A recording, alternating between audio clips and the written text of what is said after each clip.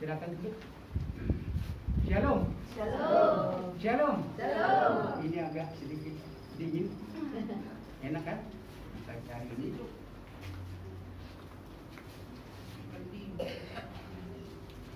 Saya perhatikan mudah-mudahan ini pada hari ini sungguh semangat, terutama tadi adik-adik yang SD. Saya tersentuh hati tadi dengan semangat daripada adik kita. Dia berpengharapan. Apakah itu hanya sebagai ungkapan atau nyanyian saya kurang tahu. Tapi yang jelas, anak-anak kita tadi sangat berpengharapan bahwa ada hidup kekal. Bagaimana bisa hidup kekal? Tentunya ada kuncinya.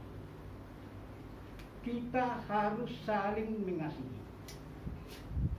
Kita harus saling bergandengan tangan.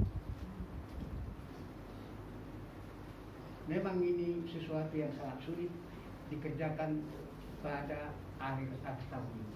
Kenapa demikian? Bapak dan Ibu tentunya banyak membaca berita-berita maupun melalui televisi, baik itu melalui HP, bahwa ekonomi dunia semakin merosot. Amerika sendiri yang begitu besar terjadi krisis ekonomi. Nah, ini merupakan salah satu bentuk yang ditakutkan di akhir-akhir ini. Tetapi saya percaya buat Bapak dan Ibu, anak-anak Tuhan, kita tidak perlu khawatir. Tidak kita perlu takut. Karena anak kita tadi mengatakan ada pengharapan dari Allah kita. Amin. Yang selalu menyertai kehidupan kita. Tadi saya katakan bagaimana kita bisa mencapai kedewasaan. Artinya kedewasaan tadi seperti anak-anak tadi hanya ungkapan mungkin dari mulutnya. Ada pengharapan, tapi kita yang sudah dewasa, saya percaya ada pengharapan. Bukan hanya kemarin, bukan hanya hari ini, tapi untuk hidup yang akan datang. Saudara kekasih, gereja kita pun pada akhir hari ini sungguh banyak acara-acara dan rencana yang dibuat. Terutama untuk acara syukuran bahwa gereja kita ini sudah 25 tahun berdiri tempat ini. Kenapa saudara kita membuat syukuran? Kalau kita melihat bahwa di mana ada kelemahan dicoba membuat gereja, mendirikan gereja tidak pernah bertahan lama. Pasti ada dari saudara-saudara kita yang kurang menginginkan ada di gereja. Tetapi puji Tuhan gereja kita ini bisa bertahan usia 25 tahun pada tanggal 16 Agustus yang akan datang persisnya. Walaupun kita tahu bahwa perjalanan gereja ini sungguh banyak mengalami yang tidak diinginkan. Tapi puji Tuhan Bapak Gembala kita sungguh diberkati Tuhan beserta keluarga bisa bertahan sampai saat ini. Saya sendiri kenapa harus masuk di GKI ini? Saya dibaptis tua di AKBP pada tahun 87, masih di Johar. Dan waktu saya pindah juga ke Karawang ini, banyak yang mengajak saya supaya menjadi jemaat juga di AKBP. Tetapi kenapa saya harus ke sini? Apakah bedanya AKBP dengan GKI? Pada waktu saya berpikir pasti ada alasan nanti tidak ke gereja karena apa? Jauh, itu salah satu. Apalagi seperti kami yang sudah pensiun, kadang-kadang kamu punya uang lagi buat tengah-tengah sekian kan begitu. Nah, ini salah satu alasan utama bagi kami yang sudah pensiun. Dan saya mohon bagi kita semua itu tidak menjadi alasan untuk tidak datang ke gereja. Ya. Dan sampai saat ini saya pun sampai hayat saya kalau Tuhan mengizinkan saya akan tetap di sini. Memang kalau kita lihat sarana dan prasarana itu ada apa-apa. Kalau dibandingkan dengan gereja yang lain, dulu kok begini kok seperti makan-makan bersama aja. Tapi apakah itu yang kita pentingkan dapat ke gereja ini? Itu bukan. Kita pasti sadar bahwa perjalanan dalam 1 minggu ini banyak pekerjaan kita, banyak hati kita di tengah-tengah keluarga maupun tempat pekerjaan yang menyakitkan hati Tuhan. Itu kata pasti. Karena kesadaran kita lah akan kelemahan kita, maka kita datang ke gereja itu. Memohon ampun, meminta kekuatan. Tetapi untuk minggu ini firman Tuhan mengatakan sama kita harus bersatu. Alangkah indahnya katanya jemaat yang bersatu. Untuk itu saudaraku, mari kita buka firman Tuhan dari Mazmur 133. Ini agak pendek.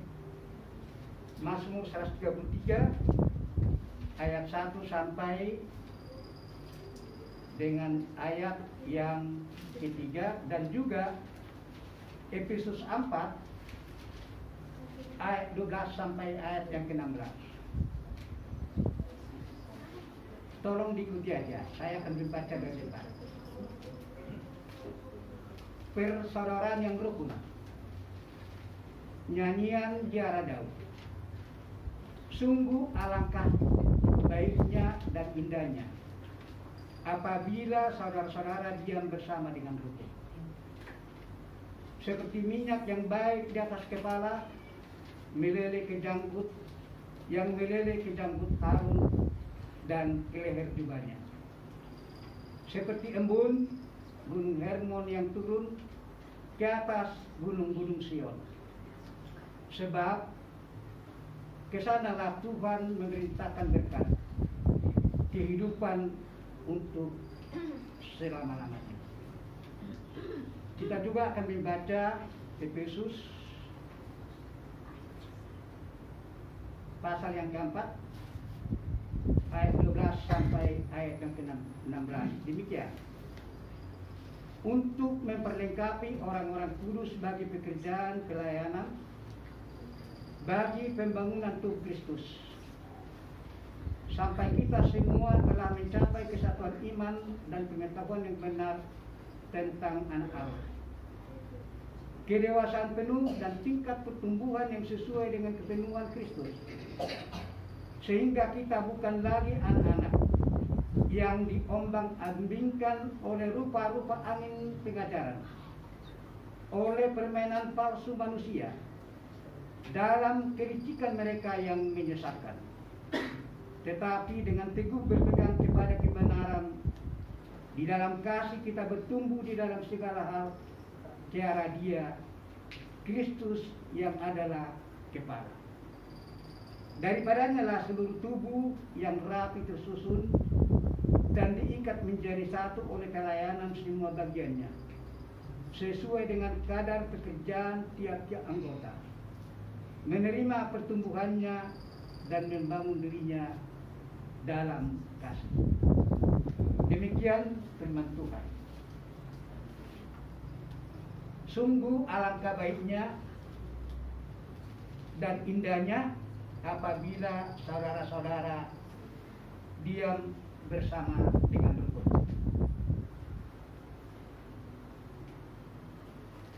Daud dalam Mazmurnya mengatakan bahwa saudara yang duduk bersama-sama dengan saudara yang lain dengan rukun itu sangat baik dan sangat indah. Malah keadaan itu diumpamakan seperti minyak yang baik di atas kepala, yang meleleh ke jangkut dan leher jubah Harun. Keadaan itu juga diumpamakan seperti embun-embun Hermon yang turun ke atas gunung-gunung Sion. Kesanalah Tuhan memerintahkan berkat. Saudaraku yang kekasih dalam nama Tuhan Yesus, saat ini kita sulit sekali menjumpai orang-orang yang mau hidup bersama dengan Tuhan. Mereka masing-masing mau mencari kesenangannya sendiri. Apakah benar? Coba perhatikan sekarang kita tanpa sadar. Untuk anak-anak pun orang tua tidak peduli lagi sama anaknya. Yang penting jangan diganggu, saya pegang HP. Itulah sekarang ibu-ibu. Biarkan anak-anaknya dikasih HP bermain-main sendiri. Mereka masing-masing mau mencari kesenangan sendiri, mau menang sendiri, tidak mau mempedulikan orang lain. Karena apa? Karena baik-baik anak-anak, orang tua yang sudah pikun pun seperti saya ini masih lebih penting pegang HP daripada yang lain. Apakah hanya saya kurang tahu? Mudah-mudahan Bapak Ibu tidak demikian. Karena apa? Saya perhatikan di rumah saya sendiri begitu, baru bangun langsung cari HP. Mau ke kamar mandi, pegang dulu HP-nya ini. Taruh di mana kau tahu? Masih pakai handuk begini, HP-nya itu dicari. Saya bingung, kok HP-nya itu dicari? Mudah-mudahan tadi saya katakan tidak ada demikian sama kita. Ya. Jadi sepertinya HP ini sangat diagungkan. Kenapa saya katakan demikian? Kalau HP-nya mati apa lemot namanya itu ya? Dia buru-buru cari charger. Kalau tidak salah saya pun namanya itu ya.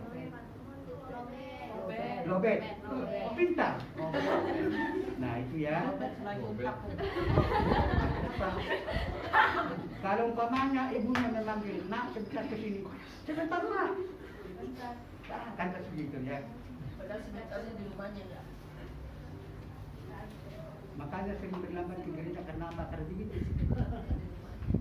Ada lagi. Mak, minta uang dong.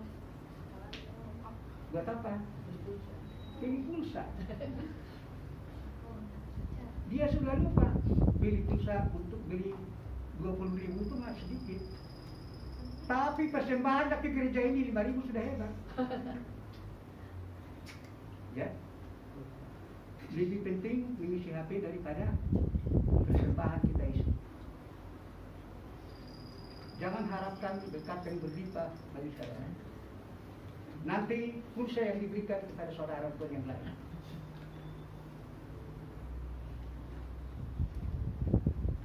Saudara yang kekasih, itulah makanya timbul kebencian, percecokan dan perpecahan tanpa disadari. Namun saudaraku, kalau kita mau hidup bersama dengan rukun, Tuhan akan mencurahkan berkat-Nya kepada kita. Siapakah di antara kita yang tidak menginginkan atau tidak mau menerima berkat? Saudaraku, banyak orang yang bekerja siang malam membanting tulang supaya memperoleh berkat. Tetapi ternyata yang dikerjakan itu terlepas sehingga dia hanya membikin gaji.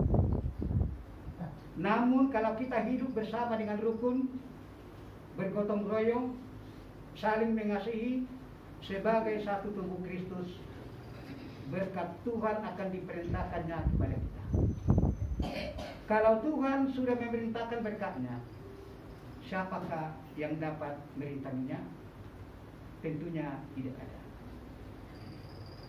Berkat Tuhan itu seperti minyak yang baik di atas kepala Harun yang mengalir ke leher jubahnya dan akhirnya mengalir ke seluruh tubuhnya. Berkat itu mengalir, meleleh Yang berarti bahwa tidak ada satu bagian pun dari tubuh Harun yang terlewati. Semuanya terkena. Semua teraliri berkat Tuhan. Namun satu hal yang harus kita ingat. Kepala kita harus berada di atas tubuh dan menempel. Kalau kepala itu tidak menempel pada tubuh, dapatkah tubuh itu teraliri dengan berkat yang mengalir dari atas kepala? Apakah saudara tahu siapakah yang menjadi kepala kita? Dalam Efesus tadi yang kita baca, yang kita dengar, Efesus pasal 4 yang 15 mengatakan bahwa kepala itu adalah Kristus.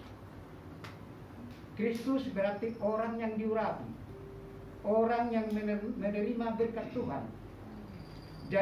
Jadi kalau kita menjadi tubuh Kristus, kita pun akan menerima aliran berkat yang diterima oleh Kristus. Amin. Persoalannya, apakah kita sungguh-sungguh saudara sudah merupakan tubuh Kristus? Ini tidak perlu dijawab, tetapi dalam hati aja dijawab. Apakah kita sungguh-sungguh sudah merupakan tubuh Kristus?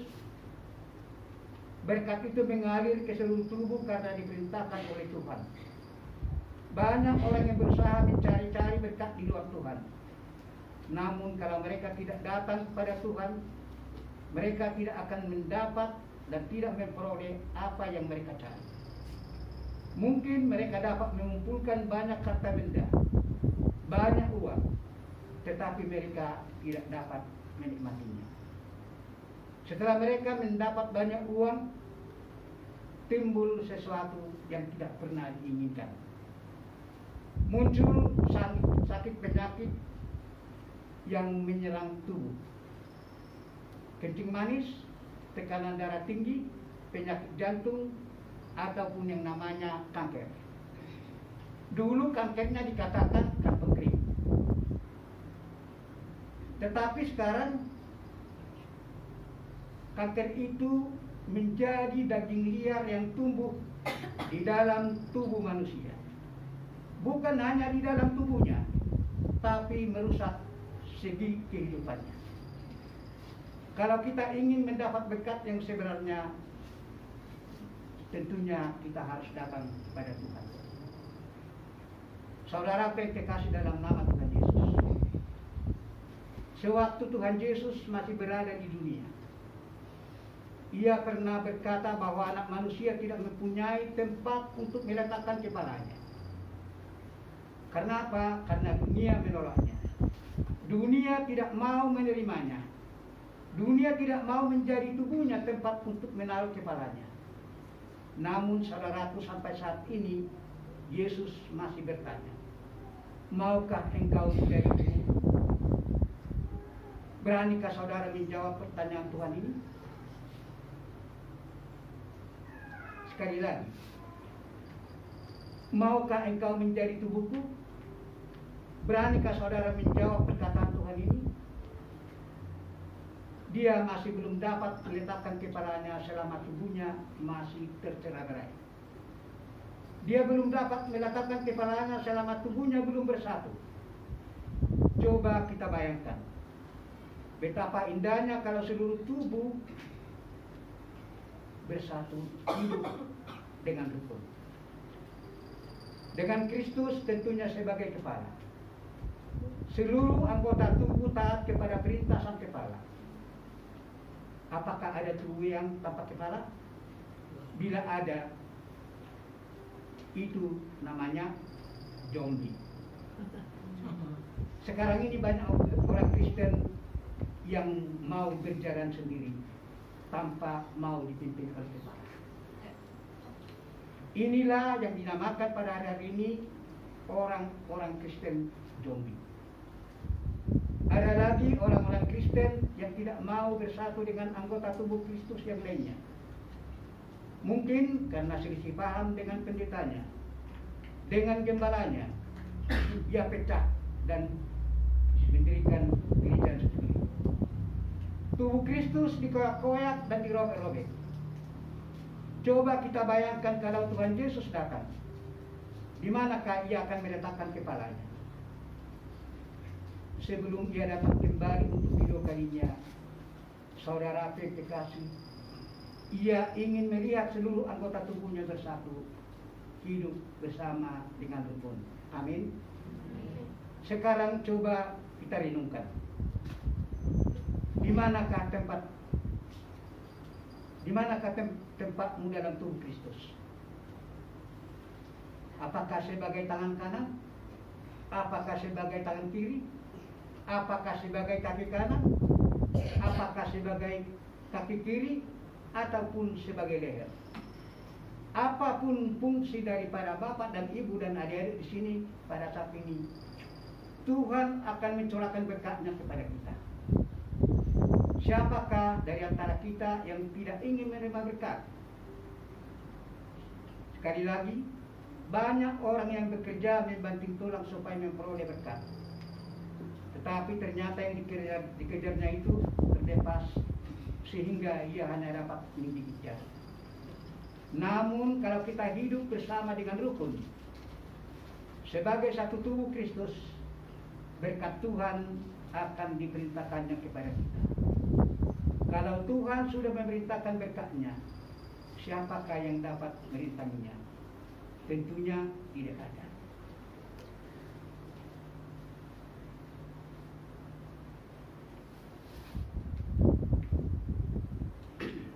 Sekarang, saudara kekasih, untuk itu lakukanlah tugasmu sebagai anak Tuhan. Kerjakanlah apa yang dapat kau kerjakan.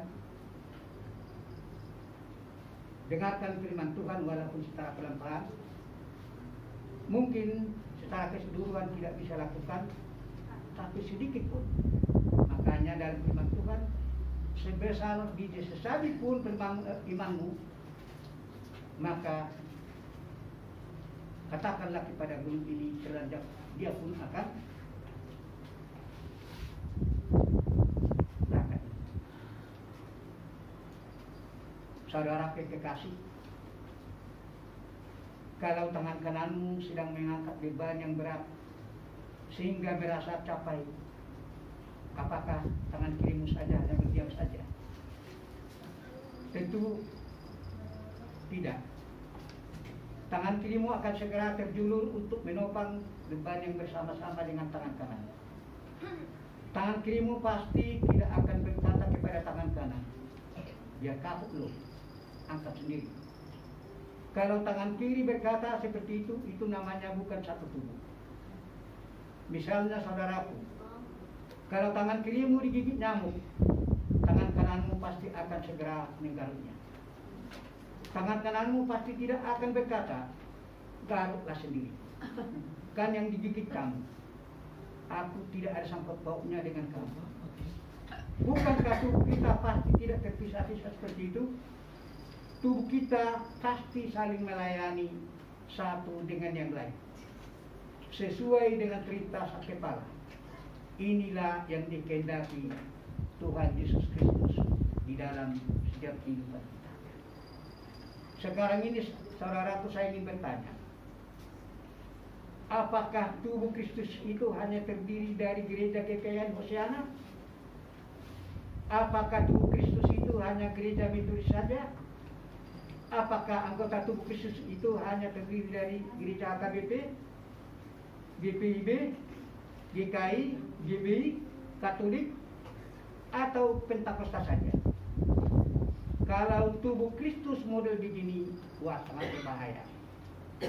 Seluruh gereja itu seharusnya merupakan satu tubuh yang taat kepada perintah Sang Kepala, yaitu Tuhan Yesus Kristus. Seluruh gereja itu harus bekerja sama untuk memperlakukan pembangunan di dalam tubuh Kristus, untuk memperlengkapi orang-orang kudus bagi pekerjaan pelayanan bagi pembangunan tubuh Kristus. Mari kita lihat dalam Efesus tadi yang ayat 13. Mengapa kita harus bekerja sama membentuk dan membangun tubuh Kristus? Tentunya ini adalah alasan yang utama bagi kita. Ada beberapa alasan yang terdapat dalam Efesus pasal 4 yang ke-13. Yang pertama, mencapai kedewasaan iman. Kesatuan iman merupakan satu hal yang penting sekali. Kesatuan iman merupakan landasan pertama bagi tubuh. Ya. Kesatuan iman merupakan landasan pertama bagi tubuh Kristus. Apakah iman kita sudah bersatu? Kalau saya bertanya kepada Bapak dan Ibu dan adik-adik, apakah saudara percaya Yesus itu adalah Tuhan? Apakah saudara menjawab ya? Apakah saudara percaya bahwa kuasa Tuhan itu melebihi segala sesuatu? Apakah saudara percaya bahwa tidak ada sesuatu pun yang mustahil bagi Tuhan dan bagi setiap orang yang percaya kepadanya? Kalau saudara percaya semua hal itu, maka kemuliaan Tuhan hari ini juga akan dinyatakan melalui tubuhnya. Orang sakit akan disembuhkan, mujizat akan dialami kalau kita sudah bersatu dalam iman kita. Hal itu pun pasti kita alami.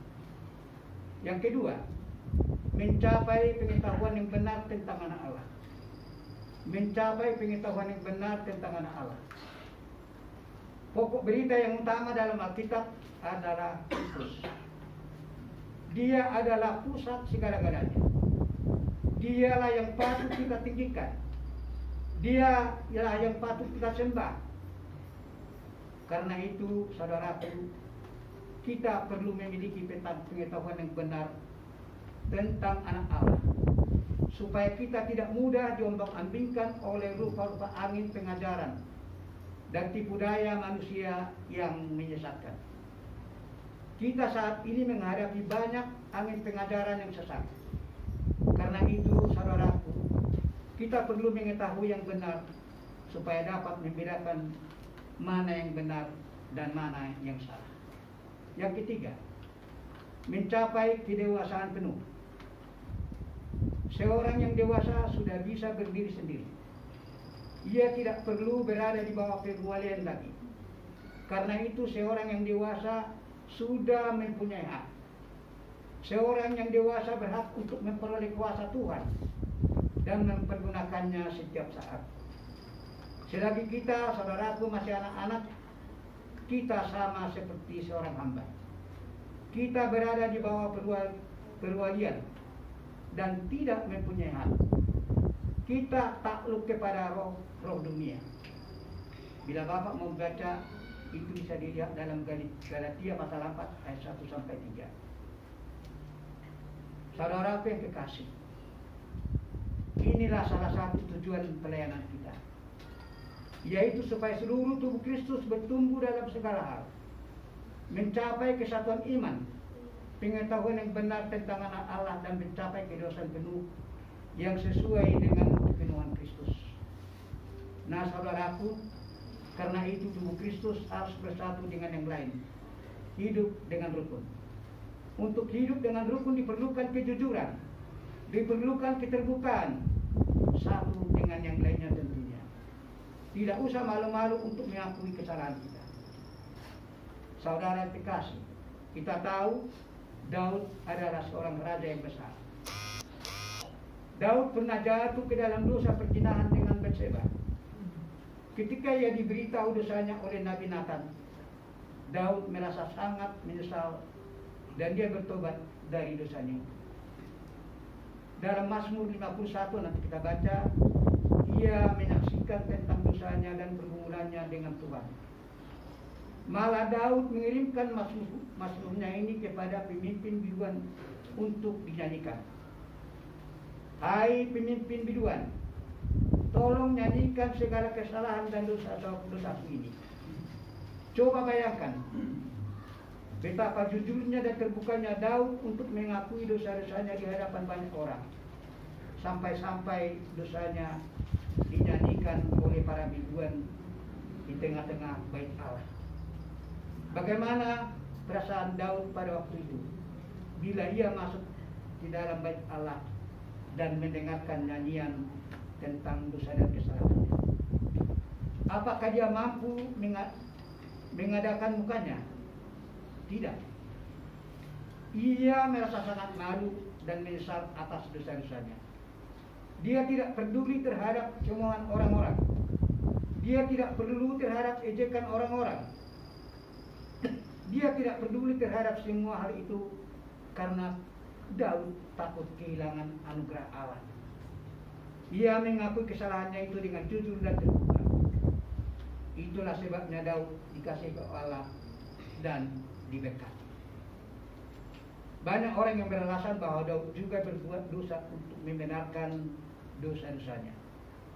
Namun saudaraku, orang ini tidak menyadari bahwa Daud juga bertobat atas dosa-dosanya itu. Daud tidak malu-malu mengakui dosanya itu di hadapan banyak orang. Orang itu sebaliknya tidak mau mengakui dosanya itu, tetapi menutupi dengan segala macam aktivitas rohani. Saudara yang kekasih, kita perlu belajar untuk bersikap terbuka terhadap Tuhan, terutama terhadap keluarga kita. Kita belajar mengakui dosa-dosa kita di hadapan istri dan anak-anak kita, serta bertobat dari dosa-dosa itu. Kita juga perlu belajar untuk bersikap terbuka terhadap anggota tubuh Kristus, supaya terjalin suatu persekutuan yang indah. Tanpa keterbukaan satu dengan yang lain, tanpa kejujuran di antara tubuh Kristus, maka kita tidak dapat bersatu. Sungguh alangkah baiknya dan indahnya apabila saudara-saudara diam bersama dengan rukun. Kita perlu belajar hal ini. Kita perlu belajar bersikap terbuka tanpa rasa takut dan malu, supaya tubuh Kristus benar-benar bersatu. Sebab kesanalah Tuhan memerintahkan berkat. Saudara kekasih, selain dilambangkan sebagai minyak yang turun dari kepala Harun, persekutuan yang indah itu juga sering dilambangkan sebagai embun gunung Hermon yang turun ke atas gunung-gunung Sion. Gunung Hermon adalah sebuah gunung yang sangat indah di Israel. Di atas puncak gunung ini sering terdapat salju. Kalau kena panas, salju-salju yang berbentuk es ini meleleh ke bawah dan membasahi tanah-tanah di sekitar gunung Hermon ini. Inilah yang menyebabkan tanah-tanah itu menjadi sangat subur. Kalau berkat Tuhan turun ke atas hidup kita, kita harus mengalirkan berkat-berkat itu ke sekeliling kita, sehingga menyebabkan kesuburan. Maaf, saya ingin berbicara secara khusus kepada kaum bapak. Saudara adalah kepala rumah tangga.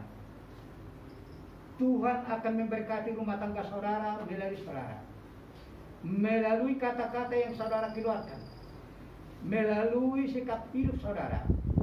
Istri saudara dan anak-anak saudara akan merasakan berkat itu. Namun tentunya ada syarat. Saudara harus mau bersikap terbuka kepada mereka. Kalau saudara selama ini sudah mengkhianati istri dan anak-anak saudara, saudara harus mengakui hal itu kepada mereka. Inilah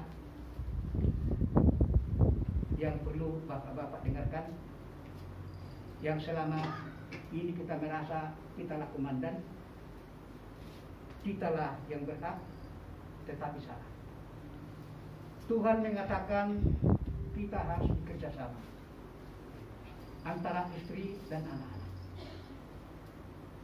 Hanya dengan sikap terbuka, rumah tangga saudara bisa hidup dengan rukun. Oleh karena itu saudara yang kekasih, mulailah bersikap jujur dan terbuka dalam rumah tangga kita. Janji Tuhan bagi kita adalah bahwa Dia akan memerintahkan berkat untuk seisi rumah tangga kita. Kalau Tuhan sendiri yang memerintahkannya, siapakah yang dapat menghalangi memberkati? Siapa yang dapat menahan berkat itu? Tentunya tidak ada. Berkat Tuhan, saudaraku, akan mengalir kepada seluruh isi rumah tangga kita tanpa ada yang terlewati. Amin, kita berdoa.